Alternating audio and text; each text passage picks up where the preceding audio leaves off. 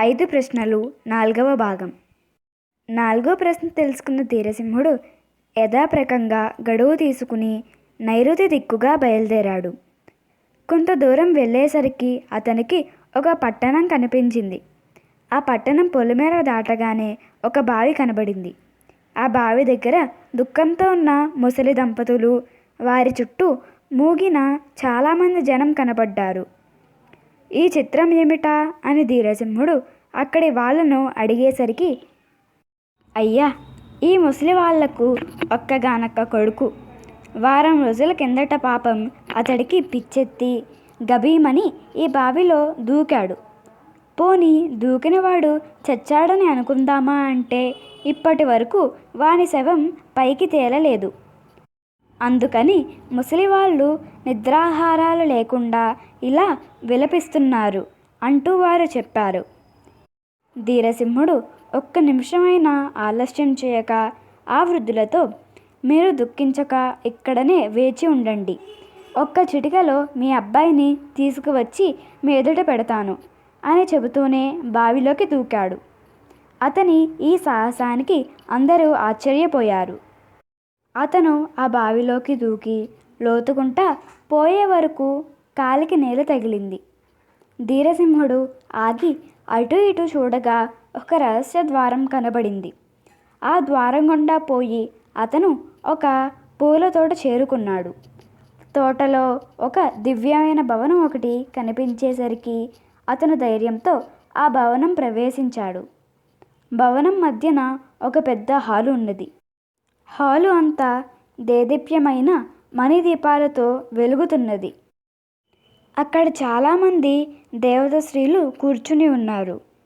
వారి మధ్య చుక్కలలో చంద్రుని వలె అపురూప సుందరమైన ఒక రాజకుమారి, ఆమె పక్కన ఒక చక్కటి రూపసి అయిన యువకుడు కూర్చుని ఉన్నాడు.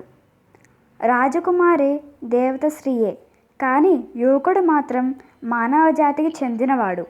ఈ యువకుడు ముసలి దంపతుల కుమారుడే అయి ఉంటాడని ధీరసింహుడు వెంటనే గ్రహించి ఆ యువకుడిని పేరు పెట్టి పిలిచి, అబ్బాయి, నీ తల్లిదండ్రులు పాపం నీకోసం ఒక్క పెట్టుగా శోకిస్తూ ఉంటే నీవిక్కడ విలాసాలతో కాలం గడపడం న్యాయమేనా అని అడిగేసరికి యువకుడు తన తల్లిదండ్రుల సంగతి జ్ఞాపకం వచ్చి సిగ్గుతో తల వంచుకున్నాడు. అప్పుడు ధీరసింహుడు జాలి పుట్టించే మాటలతో ఆ ముసలి దంపతుల పరిస్థితిని వర్ణించి చెప్పేసరికి రాజకుమారి మనస్సు కరిగిపోయి యువకుడు తల్లిదండ్రులను చూసి రావడానికి అనుమతించింది. ధీరసింహుడు యువకుణ్ణి వెంటబెట్టుకుని వస్తూ, అబ్బాయి, అసలు నీవు ఈ బావిలో ఎందుకు దూకావు అని అడిగేసరికి అతను ఇలా చెప్పనారంభించాడు. ఒకనాడు నేను బావి దగ్గర నిలబడి ఉండగా బావిలో దేవత స్త్రీలు కనిపించారు.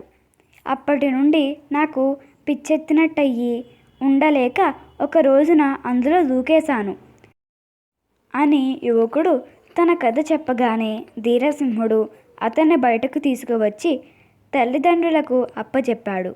బయటకు వచ్చిన కొడుకును కళ్ళారా చూసుకున్న ఆ తల్లిదండ్రుల సంతోషానికి మేరలేకపోయింది. వాళ్ళు పుత్రభిక్ష పెట్టిన ధీరసింహుణ్ణి వేనోళ్ల పొగిడి దీవించారు.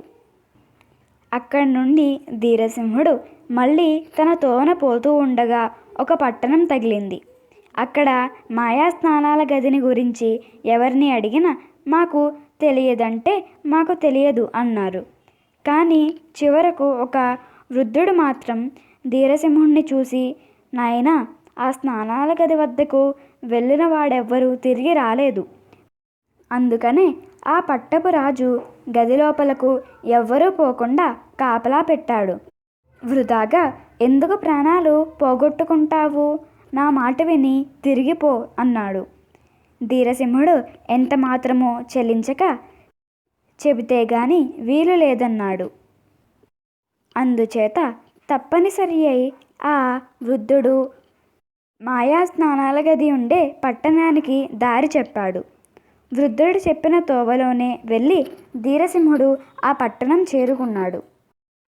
అప్పటి నుండి ధీరసింహుడు రోజుకొక చిత్రమైన బహుమానాలు తీసుకుని వెళ్ళి రాజుకు సమర్పిస్తూ ఉండేవాడు.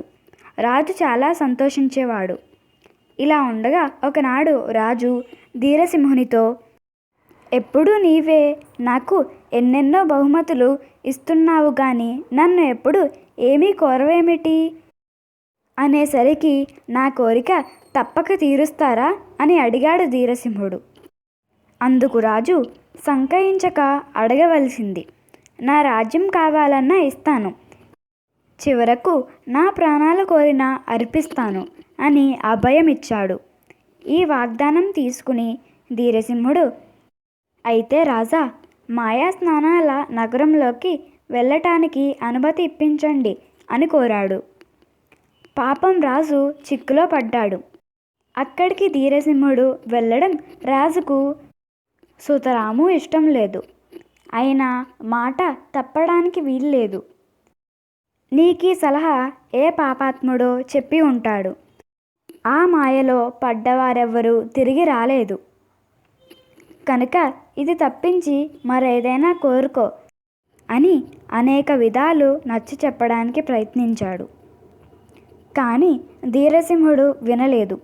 చేసేది లేక దుఃఖిస్తూనే రాజు చీటీ రాసిచ్చాడు. ఆ చీటీ తీసుకుని ధీరసింహుడు మాయా స్నానాల గది వద్దకు వెళ్ళాడు. ద్వారం దగ్గర ఒక పలక మీద, ఈ మాయలో పడ్డవారెవ్వరూ తిరిగి రాలేదు అని ఉన్నది. అక్కడ చాలామంది సిపాయిలు కాపలా కాస్తున్నారు. వాళ్ళు కూడా ధీరసింహుడికి అనేక విధాల నచ్చజెప్పి చూశారు. కానీ లాభం లేకపోయింది. విధి లేక వాళ్ళు తలుపులు తెరిచి ధీరసింహుణ్ణి లోపలికి పంపారు. ధీరసింహుడు లోపలికి వెళ్ళాడో లేదో తలుపులు దబీమని వాటి అంతటవే మూసుకున్నవి. అతను వెనక్కి తిరిగి చూసేటప్పటికి తలుపులు లేవు, గోడలు లేవు. మరికొంత దూరం వెళ్ళేసరికి ఒక మంగలి ఎదురు వచ్చి ధీరసింహుణ్ణి ఒక విశాలమైన గది లోపలికి తీసుకుని వెళ్ళాడు. ఆ గది అద్దంలా శుభ్రంగా ఉంది. ఆ మంగలి ఒక తొట్టెలో చన్నీళ్ళు, వేడి నీళ్ళు కలిపి 2 చెంబుల నీళ్లు ధీరసింహుడికి పోసి ఒళ్ళు తోమాడు. 3వ చెంబు నీళ్లు పోసేసరికల్లా డాన్ అని ఒక పెద్ద శబ్దం పుట్టి చీకటి కమ్ముకుంది. ధీరసింహుడు కళ్ళు తెరిచి చూసేటప్పటికి మంగలి, తొట్టె, చెంబు అన్నీ మాయమైనవి. కానీ నీరు మాత్రం అంతకంతకు పొంగిపోయి ధీరసింహుని గొంతు వరకు వచ్చింది. ఇదేమిట్రా భగవంతుడా అని అతను చింతిస్తూ ఉండగా గది పైకప్పుకి వేలాడుతున్న గొలుసు ఒకటి కంటపడింది. ఒక్కసారిగా అతను ఎగిరి ఆ గొలుసు పట్టుకుని లాగాడు. వెంటనే మళ్ళీ పెద్ద శబ్దమై చీకటి కమ్ముకుంది. ధీరసింహుడు కళ్ళు తెరిచేసరికి ఆ గది లేదు, నీళ్లు లేవు. శుభమైన పొడి నేల మీద అతను నిలబడి ఉన్నాడు. అక్కడి నుండి ధీరసింహుడు ఎంత నడిచినా అంతులేదు, పొంతులేదు. అతనికి అమితంగా ఆకలయ్యింది. సమీపంలోనే కొన్ని ఫల వృక్షాలు కనిపించినాయి. ఆ పళ్ళు కోసుకుని తిన్నాడు. కానీ అవి ఎన్ని తిన్నా ఆకలి తీరలేదు. అలానే ధీరసింహుడు కొంత దూరం పోగా ఒక మండలం కనిపించింది. ఆ మండపం చుట్టూ వేల కొద్దీ రాతి విగ్రహాలు పడి ఉన్నవి. జీవం మాత్రం లేదు కానీ చూడ్డానికి అవి అచ్చు మనుషులలాగే కనబడుతున్నవి. ఆ మండపానికి ఎదురుగా రాతి అరుగు మీద ఒక ధనస్సు, బాణాలతో నిండిన అంబుల పొది కనిపించినాయి. ధీరసింహుడు మెల్లగా ఆ మండపం దగ్గరకు వెళ్ళి చూడగా దాని కప్పుకి ఒక పంజరం వేలాడుతున్నది. ఆ పంజరంలో పంచవెన్నెల రామచిలుక ఉన్నది. ఆ సమీపంలోనే ఒక రాతి పలక మీద ఇలా రాయబడింది: 1000 సంవత్సరాల క్రితం శ్రీ హర్షమహారాజు వేటకు వెళ్ళగా ఆయనకు ఒక కొండ దగ్గర అపురూపమైన ఒక జీవమణి దొరికింది. అటువంటి మణి ఈ భూలోకంలో మరెక్కడా లేదు. ఆయన చనిపోయే ముందు ఆ మణిని ఆ చిలక చేత మింగించి చిలకను ఒక పంజరంలో బంధించి ఈ మాయా స్నానాల గదిని సృష్టించి చిలుకను పంజరంలో ఉంచాడు. ఈ మాయను ఛేదించి మణిని పొందడానికి ఒక్కటే ఉపాయం ఉంది. రాతి అరుగు పైన ఉన్న ధనస్సుకు బాణం ఎక్కిపెట్టి 3 దెబ్బల లోపల చిలుక ఎడమ కన్ను మీద కొట్టాలి. అలా కొట్టలేని వాడు వెంటనే శిలగా మారిపోతాడు.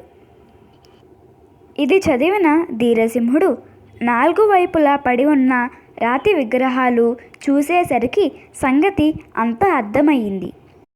ఈ మాయలో పడి ఆకలి దప్పులతో ఎలాగో చావక తప్పదు కదా, అయినా అదృష్టం ఎలా ఉంటుందో తెలుసుకుందామని అనుకుని ధీరసింహుడు బాణం ఎక్కిపెట్టి గురి చూసి వదిలాడు. దెబ్బ తగులుతుండనగా చిలుక పక్కకు తప్పుకుంది. వెంటనే ధీరసింహుడి ఒళ్ళు మోకాళ్ళ వరకు రాయిగా మారిపోయింది. కాలు లేవలేదు. ఎలానో శ్రమపడి రెండో బాణం వదలగా అది కూడా తప్పిపోయింది. అందుచేత అతను నడుము వరకు రాయిగా మారిపోయాడు. పట్టు వదలక మూడోసారి అతను బాణం వదిలేసరికి అది సరాసరి పోయి చిలుక ఎడమ కంటికి తగిలింది. దెబ్బతో చిలుక పంజరంలో నుండి బయటకు వచ్చేసింది. వెంటనే మేఘాలు కమ్మి మెరుపులతో ఉరుములతో అపరిమితమైన వర్షం నారంభమైంది. మొదట ధీరసింహుడు ఇంకేముంది, నేను రాతి విగ్రహమైపోయాను అనుకున్నాడు. కానీ మరికొంచెం సేపటికే సద్దు మణికింది. అతను కళ్ళు తెరిచి చూసేటప్పటికీ స్నానానగరము, చిలుక అవన్నీ మాయమైపోయాయి. కొంత దూరంలో మణి మాత్రం దగదగ మెరిసిపోతున్నది. ధీరసింహుడు పరిగెత్తుకెళ్ళి ఆ మణిని తీసుకుని రాతి విగ్రహాలకు తాకించేసరికి వాటన్నిటికీ మామూలు స్వరూపాలు వచ్చేసి ఆ మనుషులందరూ ధీరసింహుడి వద్దకు చేరారు. ఈనాటికి తమకు ముక్తి కలిగించిన ధీరసింహుణ్ణి వాళ్ళు అనేక విధాలా పొగడజొచ్చారు. ధీరసింహుడు వీరినందరినీ వెంట పెట్టుకుని వెళ్ళి పట్టపు రాజుతో ఈ సమాచారమంతా చెప్పాడు. ఇది విని రాజు కూడా ధీరసింహుని సాహసానికి, పట్టుదలకు, ఉపకార బుద్ధికి మెచ్చుకుని చాలా సంతోషించాడు. ఆ రాజు ధీరసింహునికి అనేకమైన కానుకలిచ్చి సన్మానించి అతని వెంట సులోచన ఉండే నగరానికి తన భటులను తోడిచ్చి పంపాడు. ధీరసింహుడు వచ్చినట్టు తెలియగానే సులోచన ఉచిత మర్యాదలతో అతన్ని ఆదరించి కూర్చోబెట్టి అతను చెప్పినదంతా శ్రద్ధతో విని చివరకు ఆమె, ధీరసింహ, నీవు మాయా స్నానాల గదిని గురించి తెలుసుకువచ్చినది చిత్రకథ, అంతా యథార్థమే. నీ వల్ల శాప విముక్తి పొందిన వాళ్ళందరూ నీ కీర్తిని దేశ దేశాలకు తీసుకుపోయి చెప్పుకుంటున్నారు.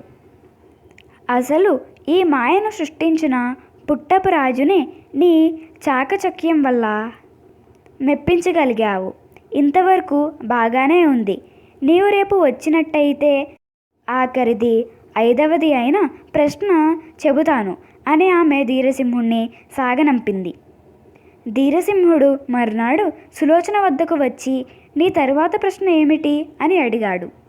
సులోచన అతనిని మర్యాద చేసి కూర్చోబెట్టి, ఓయి ధీరసింహుడా, ఇక్కడ ఈశాన్యపు దిక్కున శబ్దభేది అనే పర్వతం ఒకటున్నది. ఆ పర్వతం లోపల ఏమి చిత్రం ఉన్నదో, దాని అవతల ఏ దేశం ఉన్నదో కనుక్కుని రావాలి. అదే నా ఆఖరు ప్రశ్న అంటూ చెప్పింది. ధీరసింహుడు మునిపటిలాగే ఆమె వద్ద గడువు తీసుకుని ఈశాన్య దిశకు బయలుదేరాడు. ధన్యవాదములు.